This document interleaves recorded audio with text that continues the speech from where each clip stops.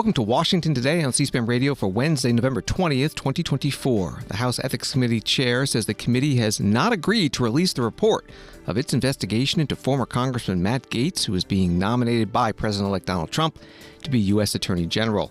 Matt Gaetz denies the allegation against him of illegal drug use and sexual relations with a minor. Defense Secretary Lloyd Austin asked today about President-elect Trump's choice for Defense Secretary Pete Hegseth, who says women should not serve in combat. The Biden administration approves giving Ukraine anti-personnel landmines to use in its war with Russia. The Senate debates and votes on resolutions to withhold certain offensive weapons from Israel based on Israel not allowing enough humanitarian aid to enter Gaza. U.S. Senate Appropriations Committee holds a hearing on President Biden's $98 billion emergency disaster aid request for victims of hurricanes, floods, and wildfires. The Health and Human Services Secretary Xavier Becerra testifies before a House subcommittee on the department's refugee resettlement program, particularly the placement of children. And 6 House Democrats press President Biden to use his clemency power more to reduce punishment for thousands of people in prison who they say are serving unjust sentences. USA Today writes a bipartisan House committee did not agree to release a highly anticipated report on allegations against former Congressman Matt Gaetz, who President-elect Donald Trump has chosen as the next Attorney General. The decision has been at the center of a heated debate over Gaetz' candidacy, which faces a steep climb in the Senate. House Speaker Mike Johnson had urged the committee not to release the report, while several Republican senators who will be voting on his confirmation have insisted that they should have access to it. The House Ethics Committee had been conducting an investigation into allegations that Gaetz took illicit drugs, engaged in sexual misconduct, misused campaign funds, or accepted bribes and gifts. That was from USA Today. Reporters were camped outside the door of the House Ethics Committee all day as they met. When the chair of the committee, Michael Gaetz, Republican of Mississippi, left, they followed, and CNN's Manu Raju posted 2 of the clips, one as they walked in the building hallway and the other as they walked outside. There are 2 options, he said. Well, no, what I said is I view a public release versus a conversation about transmittal to the Senate. I think those are separate conversations that the committee needs to discuss. Is the report actually done at this point? The report is not complete. It's not. That's correct. And so how could you possibly release it if it's not done? That is something that we will be talking about today, and that's another reason I have some reservations about releasing any unfinished work product. How far would you say it is from its completion? It has not gone through the review process. That's Congressman Michael Gaetz, Republican of Mississippi, chair of the Ethics Committee, with a group of reporters walking and answering the questions. The reporter you heard was CNN's Manu Raju. After the committee finished its meeting for the day, a throng of reporters surrounded Congressman Gaetz as he left the office for the last time, and then he gave the final determination of what the committee had decided or not decided. Are you going to release the report? Is there a resolution? There was not an agreement by the committee to release the report. Was there a vote? Are you going to release it to the Senate? ABC News writes a majority of the 5 Democrats and 5 Republicans on the committee must approve the report's public disclosure. In other words, at least one Republican must break party ranks to join Democrats to force its release. And Congresswoman Susan Wild, Democrat of Pennsylvania, the ranking member on the committee, spoke to reporters for a few minutes after today's meeting. We just concluded a 2-hour meeting of the Ethics Committee, and it was not my intention to make any comment. I walked out of this committee without making one and walked back to my office, but it has since come to my attention that, in fact, we had agreed that we were not going to discuss what had transpired at the meeting, but it has come to my attention that the chairman has since betrayed the process by disclosing our deliberations within moments after walking out of the committee. And he has implied that there was an agreement of the committee not to disclose the report. That is an untrue, to the extent that that suggests that the committee was in agreement or that we had a consensus on that, that is inaccurate. And I will say that a vote was taken. As many of you know, this committee is evenly divided between Democrats and Republicans, 5 Dems, 5 Republicans, which means that in order to affirmatively move something forward, somebody has to cross party lines and vote with the other side, which happens a lot, by the way, and we often vote unanimously. That did not happen in today's vote, and I do not want the American public or anyone else to think that Mr. Guest's characterization of what transpired today would be some sort of indication that the committee had unanimity or consensus on this issue, not to release the report. That would be an inaccurate portrayal, and nobody should take that from what they have heard so far. There was no consensus on this issue. We did agree that we would reconvene as a committee on December 5th to further consider this matter. And this statement that I have just made is on behalf of all of the Democratic members of the Ethics Committee. Thank you very much. Did all the Democrats vote yes? Did all the Democrats vote to? What happens between now and December 5th? Is there work that still has to be done on the report? That was part of our discussions today, and there will. I'm not going to get into our discussions because I don't believe that we should be disclosing anything that happens in that committee room, and I would not be even commenting to this extent, except that the chairman has essentially suggested that there was agreement of the members of the committee, which there most definitely was not. The chairman also said that the report is not done. The chairman also said the report is not done. Is the report done? Is that accurate?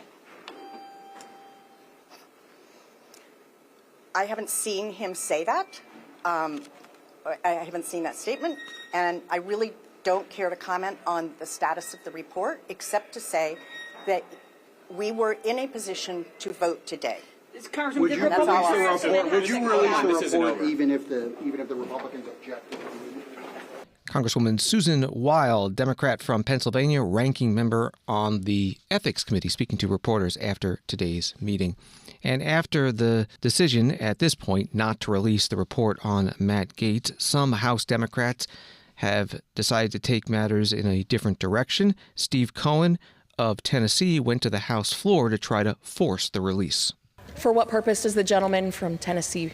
Madam Speaker, pursuant to Clause 2A1 of Rule 9, I rise to give notice of my intention to raise a question of the privileges of the House. The form of the resolution is as follows.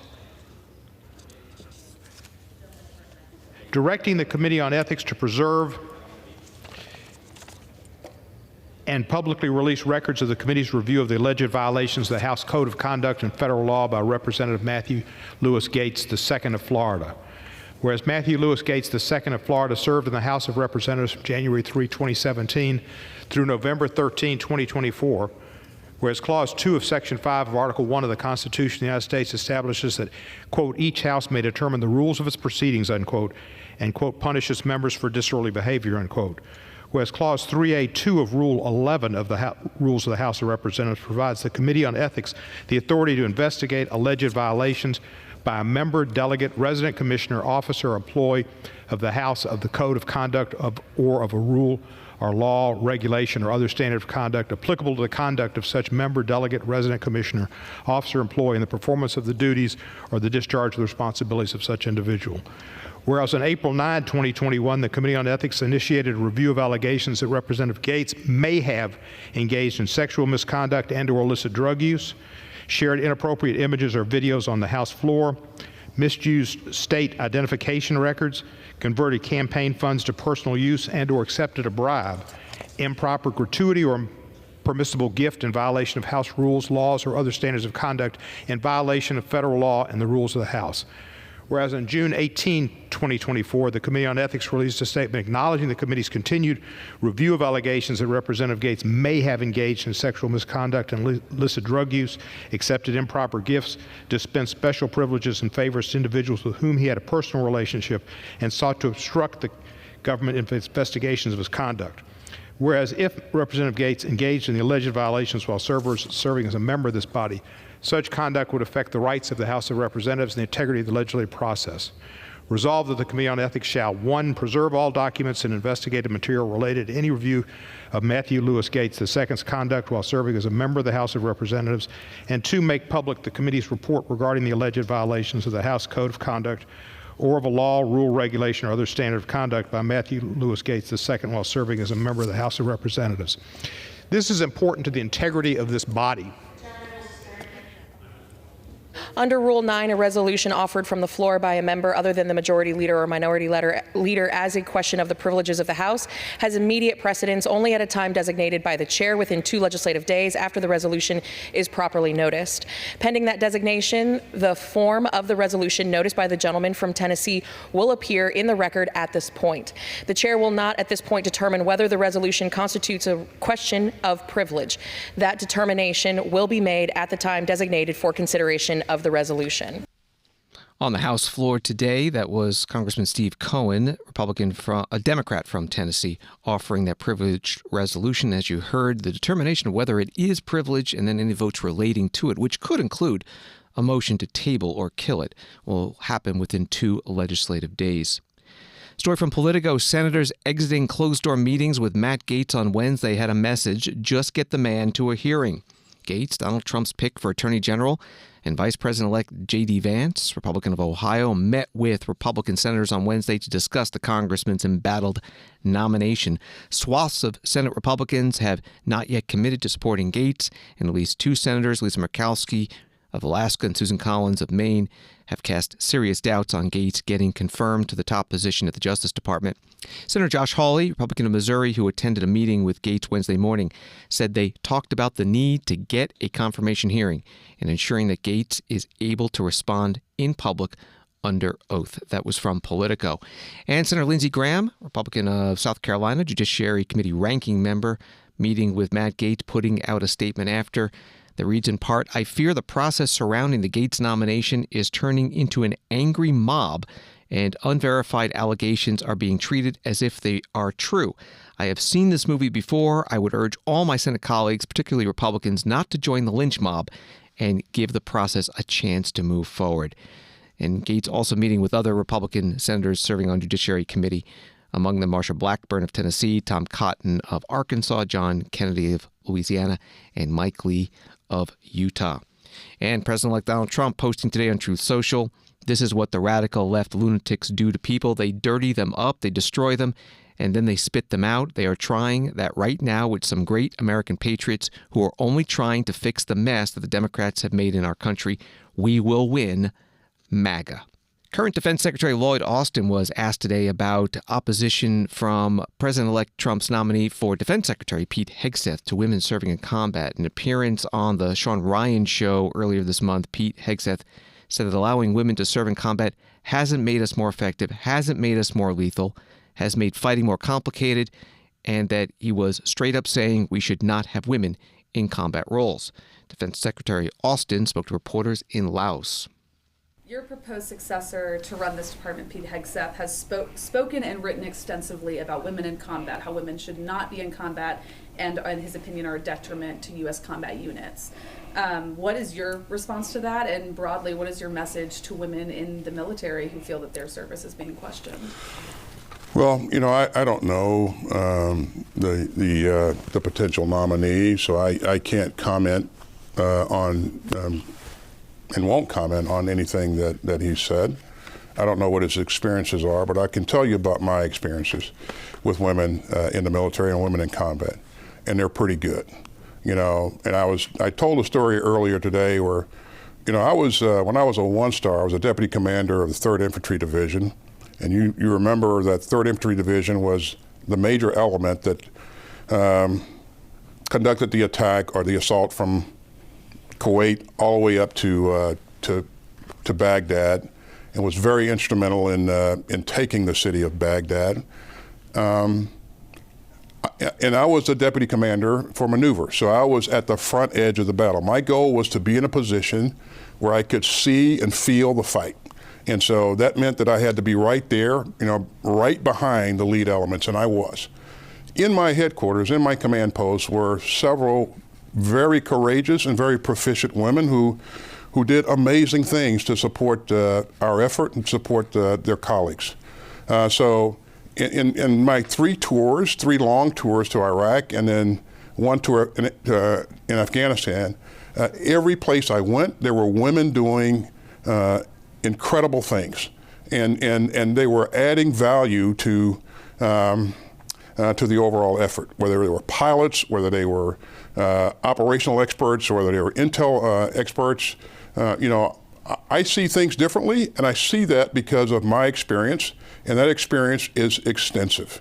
And so I think our women add significant value to the United States military, and we should never change that. And if I had a message to answer your question to our women, I would tell them that we need you. We have faith in you. We are appreciative of your service, and you add value to the finest and most lethal fighting force on earth. So, other than that, I haven't thought much about it. But. Defense Secretary Lloyd Austin speaking to reporters in Laos, where he's meeting with Southeast Asian nation defense chiefs. President-elect Donald Trump continuing to announce his cabinet nomination intentions through social media posts. Tuesday night, he said that former SBA Administrator Linda McMahon will be nominated as Education Secretary, writing Linda has been a fierce advocate for parents' rights, working hard at both the American First Policy Institute and America First Works to achieve universal school choice in 12 states, giving children the opportunity to receive an excellent education regardless of zip code or income. And today, President-elect Trump wrote that he will nominate his former acting Attorney General Matt Whitaker to be U.S. Ambassador to NATO, saying Matt is a strong warrior and loyal patriot who will ensure the United States' interests are advanced and defended. Matt will strengthen relationships with our NATO allies and stand firm in the face of threats to peace and stability. He will put America first. Times of Israel has a story. The Biden administration is lobbying Democratic senators to vote against legislation being advanced by several of the party's most progressive members that would block more than $20 billion in weapons shipments to Israel.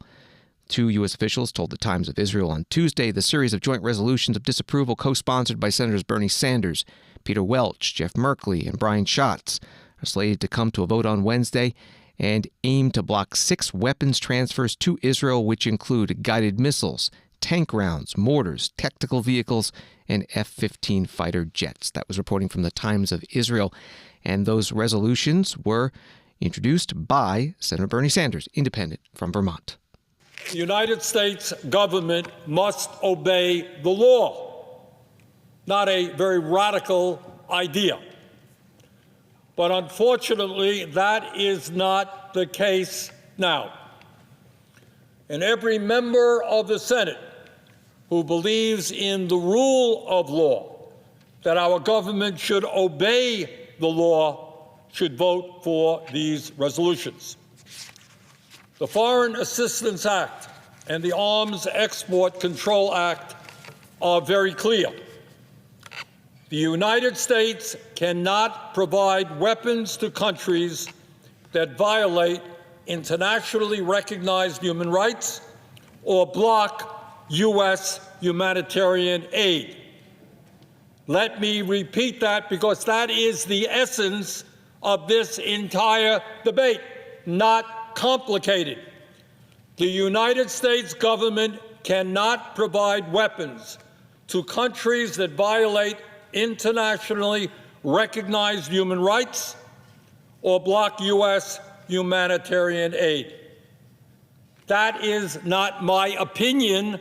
That is what the law says.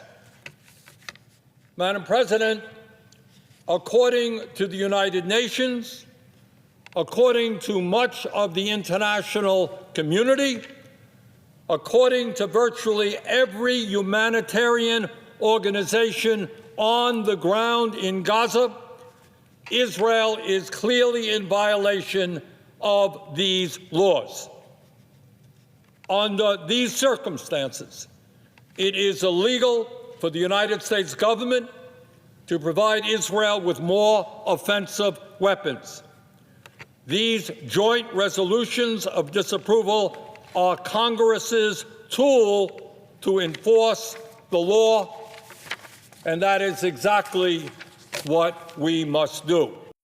Senator Bernie Sanders, independent from Vermont, on the Senate floor.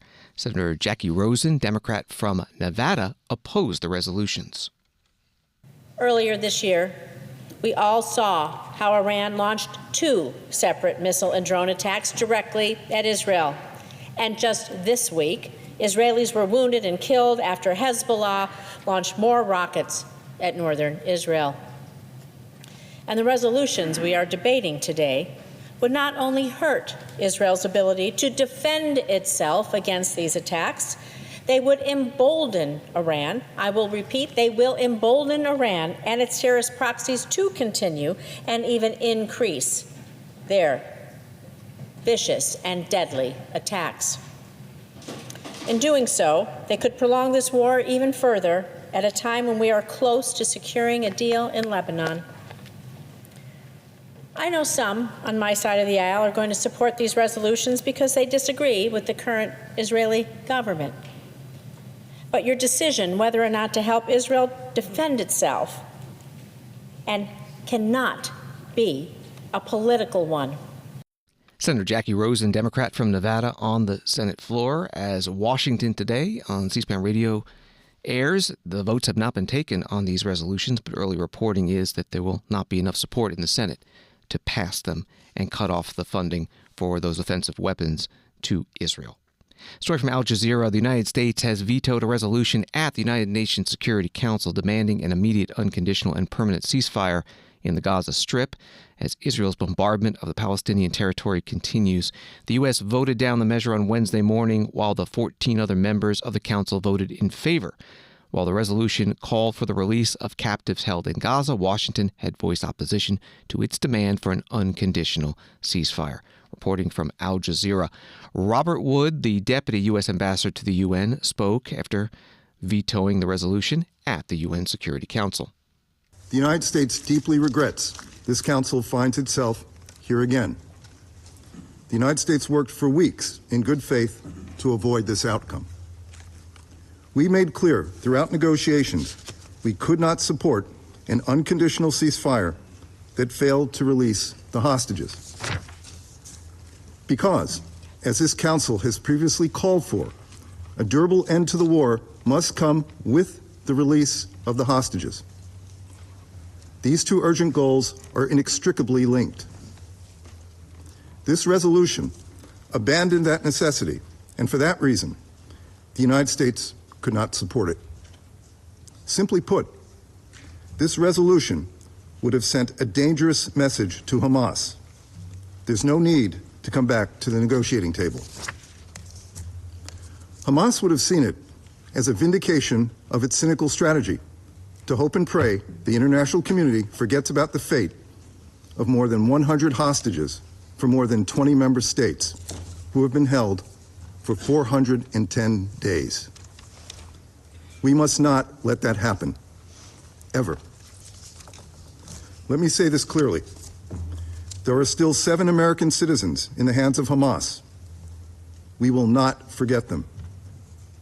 For our part, we will continue to pursue a diplomatic solution that brings peace, security, and freedom to Palestinians in Gaza. Robert Wood is Deputy U.S. Ambassador to the United Nations at today's UN Security Council meeting in New York City. Turning to the war between Ukraine and Russia, from the Washington Post, President Joe Biden has authorized the provision of anti-personnel landmines to Ukraine, a step that will bolster Kyiv's defenses against advancing Russian troops, but has drawn criticism from arms control groups. The move comes in the wake of the White House's recent authorization allowing Ukraine to use a powerful missile system to strike inside Russia, part of a sweep of urgent actions that the lame duck Biden administration is taking to help Kyiv's faltering war effort. That was from the Washington Post. Reporters asked Defense Secretary Lloyd Austin about this at his news conference in Laos. Why is the U.S. providing anti-personnel landmines to Ukraine now, and is it part of the PDA today? Well, you have seen this fight evolve over time, and you know that every time the fight evolves in a certain way, then we will continue to work with our partners there, the Ukrainians, and focus on providing them what they need to be successful. what we've seen most recently is because the Russians have been so unsuccessful in the way that they have been fighting, they've kind of changed their tactics a bit, and they don't lead with their mechanized forces anymore. They lead with dismounted forces who are able to close and do things to kind of pave the way for mechanized forces. So that's what the Ukrainians are seeing right now. And they have a need for things that can help slow down that effort on the part of the Russians. They're fabricating their own anti-personnel landmines right now. The landmines that we would look to provide them would be landmines that are not persistent. You know, we can control when they would self-activate, self-detonate, and that makes it far more safer eventually than the things that they are creating on their own. We've talked to them about how they would potentially employ these weapons and make sure that they're doing things responsible, recording where they're putting their mines, and make sure that they take advantage of the self-detonating qualities of these weapons. So we provided them anti-tank mines from the very beginning.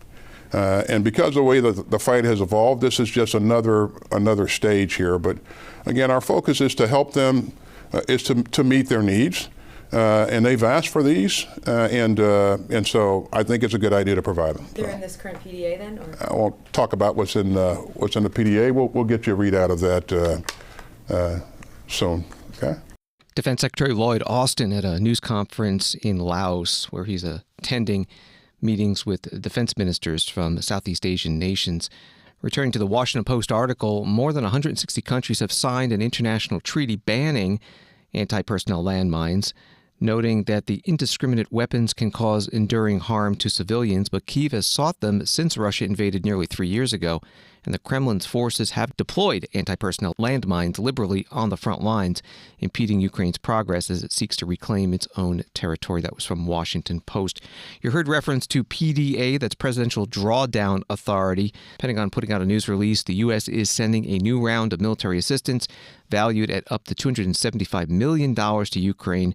Secretary of Defense Lloyd J. Austin III said today the package includes ammunition for high-mobility artillery rocket systems, mortar and artillery rounds, and unmanned aerial systems to meet critical battlefield needs as Russia's war of aggression surpasses 1,000 days. Statement from the U.S. Embassy in Kyiv, Ukraine.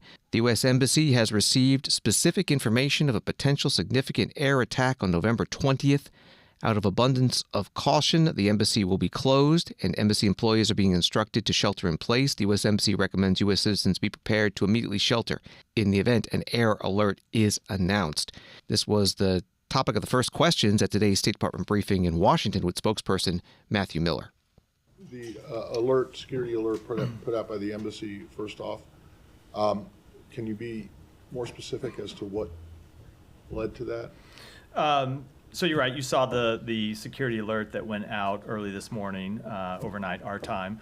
The embassy put that alert out based on a possible threat of a significant attack on Kyiv, something that we take very seriously and led to the temporary change in posture at the embassy. We expect the embassy to return to normal operations tomorrow. I can't get into obviously the specifics of the threat, but it's something that we always monitor closely. We take the safety and security of our personnel it's very important to us. We take it extremely seriously, and that's what led to the change in posture today, and we expect it to resume normal operations tomorrow. Okay, well, did this threat materialize, given the time there now? It's after dark now. So I'm not aware of any significant strikes that have happened yet today in Kyiv, though, as you know, Ukraine has been the subject of incredibly tragically significant strikes over the last few days, and there's always a threat to more strikes. We base our security posture based on the best assessments we make of all the information available to us, and try to be incredibly cautious to protect our personnel. All right, and it didn't actually result in the reduction of any staff, right? No one has left Ukraine as a result of this. There were just people that were going to come into the office that didn't come into the office today, and we expect them to come in tomorrow. State Department spokesperson Matthew Miller questioned by Associated Press reporter Matthew Lee at today's State Department briefing in Washington. An AP story, the Biden administration says they are determined to help Ukraine as much as possible before he leaves office, and they announced Wednesday that the U.S. intends to cancel half of the debt, some $4.6 billion, Ukraine owes to the country. State Department spokesperson Matthew Miller said U.S. lawmakers were informed of the move this week and that he doesn't expect them to pass a resolution of disapproval to try to stop the loan forgiveness because of the bipartisan support for Ukraine in the current Congress. That was from AP. A resolution of disapproval is expected tonight from Senator Rand Paul, Republican of Kentucky. You can always follow the Senate live gavel to gavel on C-SPAN 2 television and the House gavel to gavel on C-SPAN. Washington Today continues in a moment. Since 1979, in partnership with the cable industry, C-SPAN has provided complete coverage of the halls of Congress, from the House and Senate floors to congressional hearings, party briefings, and committee meetings. C-SPAN gives you a front row seat to how issues are debated and decided, with no commentary, no interruptions, and completely unfiltered. C-SPAN, your unfiltered view of government.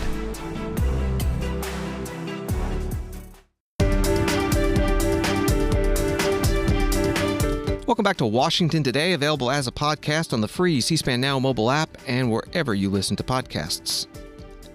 The Senate Appropriations Committee held a hearing today on the $98 billion that the Biden administration is requesting for emergency disaster assistance. A CNN article says it includes $40 billion for the Federal Emergency Management Agency's Disaster Relief Fund after the federal government rapidly spent a recent infusion of around $20 billion from Congress to respond to hurricane season after it ran out of money amid other tornadoes, wildfires, and floods.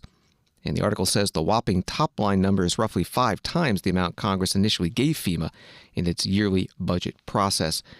The request also includes money to rebuild the collapsed Francis Scott Key Bridge in Baltimore. Senator Thom Tillis, Republican of North Carolina, testified as a witness at today's hearing about the impact of Hurricane Helene on his state. I don't think that my folks in North Carolina, Georgia, where both of my children were raised, and a sister who had a house damaged by the storm, or Florida, where I was born, they don't need tears, they need action. And we not only need action in the way that we normally respond to storms, we need an action in a very different way. I'm not talking about, I was born in Florida, raised in New Orleans, lived in virtually every southern state. I've seen storms in my life. I saw Camille hit Mississippi on my way to move to New Orleans. I've seen these storms. And interestingly enough, the topology of the coastal plains, you pretty much know what you need to get fixed pretty soon. And within 2 years, you can probably get most of the infrastructure done, people recovering their lives for decades, if ever. But that's not what we have in North Carolina. We have several river basins that flooded entire towns. Asheville just got drinkable water 2 days ago. The storm hit 54 days ago. And there are some communities that won't have it. I've got a community near the Virginia line that may be without power until March. The media has moved on, but the damage, it is impossible to conceive, even with what I'm saying today, without being there. And I would invite any of you to come here or come there and see it. Senator Thom Tillis, Republican of North Carolina, testifying today before the Senate Appropriations Committee. Other witnesses were FEMA Administrator Deanne Criswell, SBA Administrator Isabel Guzman, Transportation Secretary, Deputy Agriculture Secretary, and Acting HUD Secretary. Here is the committee chair, Patty Murray, Democrat of Washington State, questioning the administrators Guzman and Criswell. In 2024 and 2025, SBA received over 280,000 applications from disaster survivors. That number, I understand, is expected to increase in the coming weeks.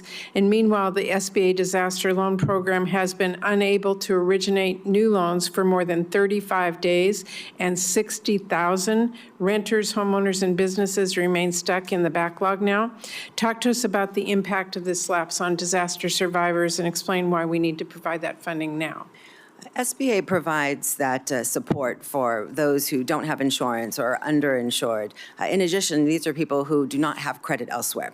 And so these constituents are faced with higher costs of capital or no capital access at all to be able to rebuild their lives. And so with delays, this further impacts them. As I said, I have nearly $1 billion sitting there waiting to deploy as soon as I get funding, plus the additional 48,000 applications that we are still processing. $30 million a day is what we approve.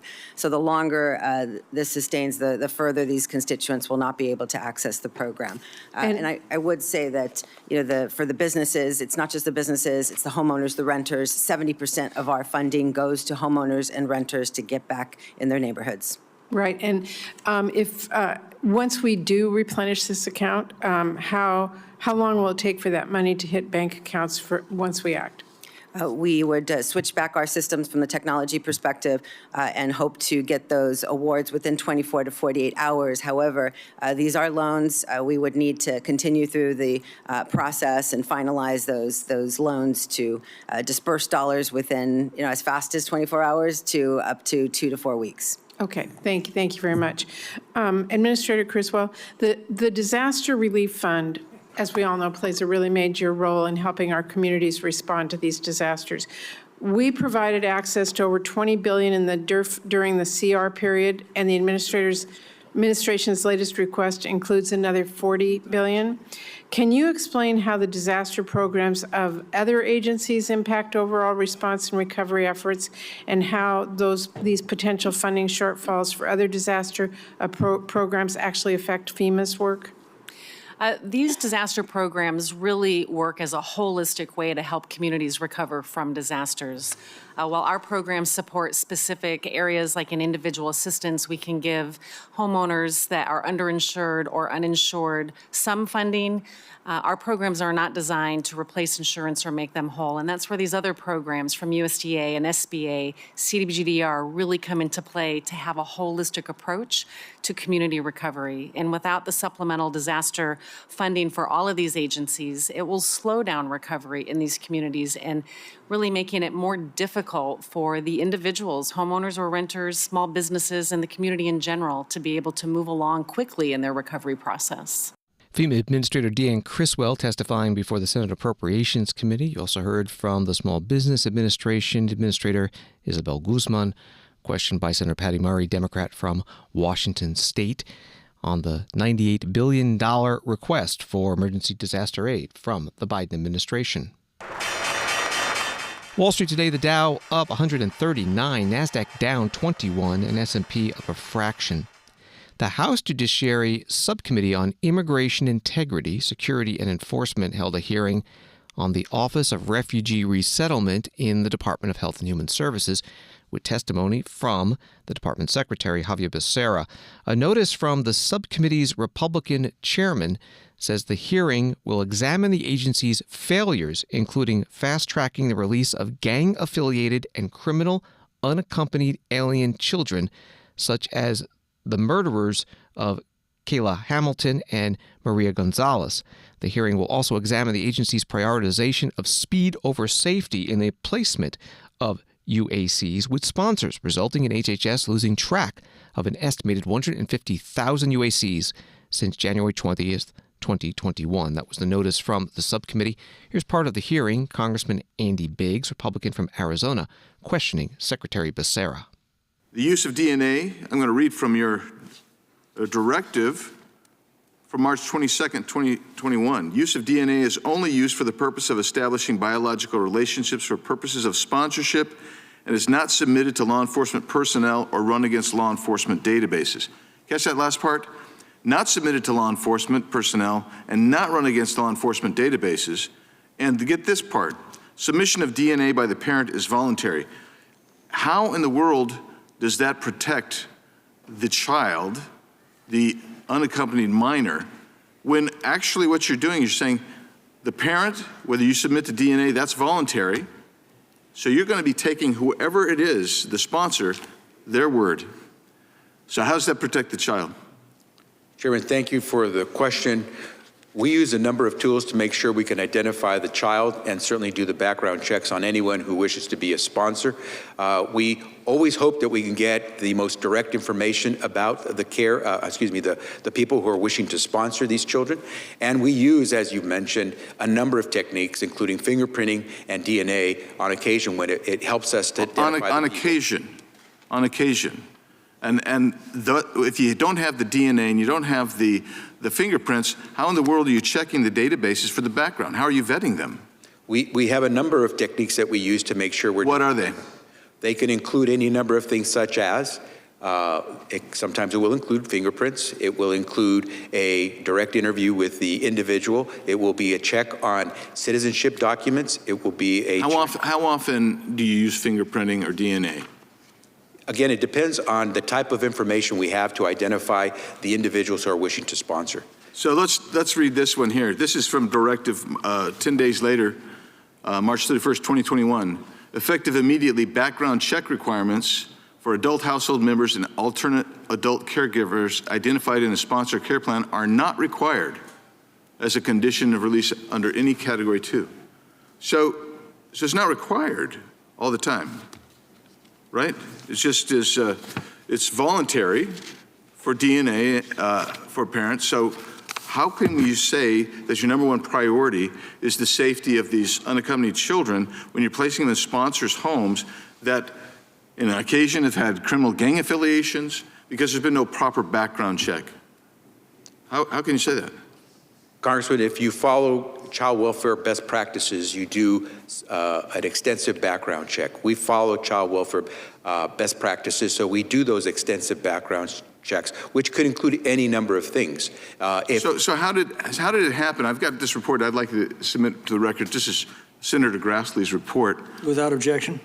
How did we see children end up in the homes of MS-13 gang members as the sponsor?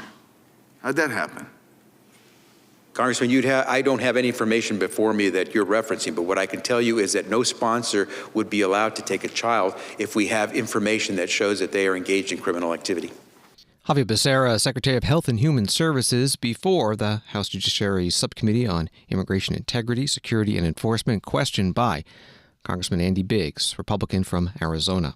BorderReport.com reports the number of migrants arrested for crossing the border illegally in October rose slightly from the previous month, but remains among the lowest in years, according to newly released data.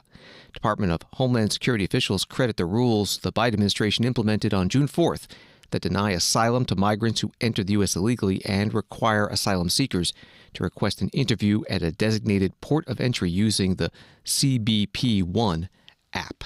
The Appeal, a nonprofit news organization, writes that today more than 60 members of Congress demanded that President Joe Biden grant clemency to the thousands of incarcerated people serving unjust sentences or sitting on federal death row before he leaves office.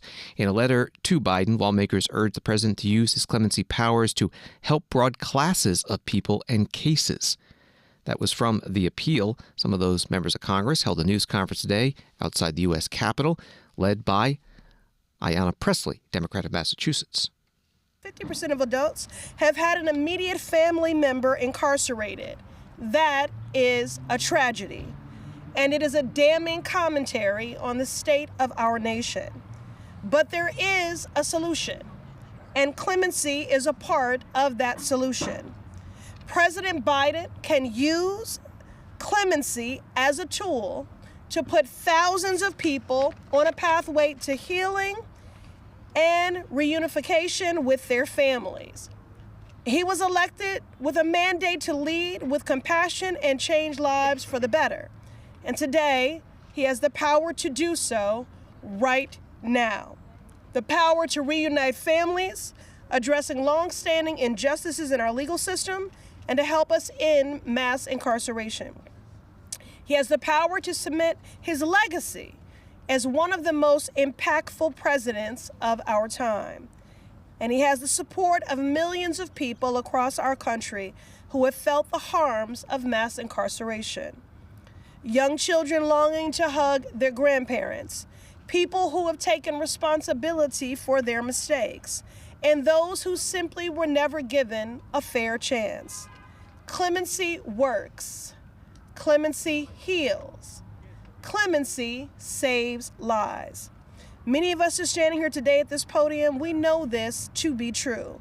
That's why earlier today, my colleagues and I sent a letter to President Biden calling on him to use his executive clemency authority, and we have some ideas on who he should prioritize. The elderly and chronically ill are folks that pose no threat to public safety. People with unjustified sentencing disparities like crack cocaine disparities, and even those who don't benefit from new laws due to lack of retroactive clauses. Those on death row who are at risk of barbaric and inhumane murder at the hands of the Trump administration can have their death sentence commuted and be resentenced to a prison term. And women who were punished for defending themselves against their abusers or were coerced into criminal activity as part of an abusive relationship can benefit from clemency. Congresswoman Ayanna Pressley, Democrat of Massachusetts, a news conference with other Democratic members on the grounds of the U.S. Capitol. More from the article at theappeal.org. President Biden has granted 25 pardons and 132 commutations out of the thousands of applications his administration has received.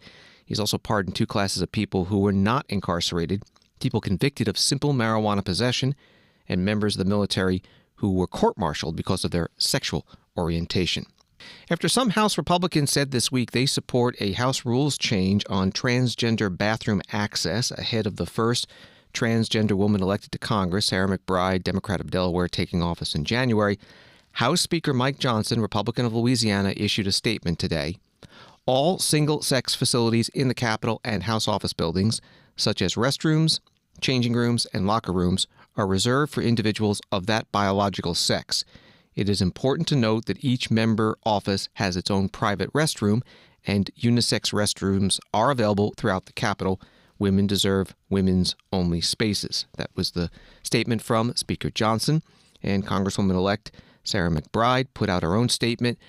I'm not here to fight about bathrooms. I'm here to fight for Delawareans and to bring down costs facing families. Like all members, I will follow the rules as outlined by Speaker Johnson, even if I disagree with them. Thanks for listening to Washington Today. Subscribe to C-SPAN's free evening newsletter Word for Word and get the stories making headlines in Washington sent to your inbox every day. Sign up at cspan.org/connect. Have a good night.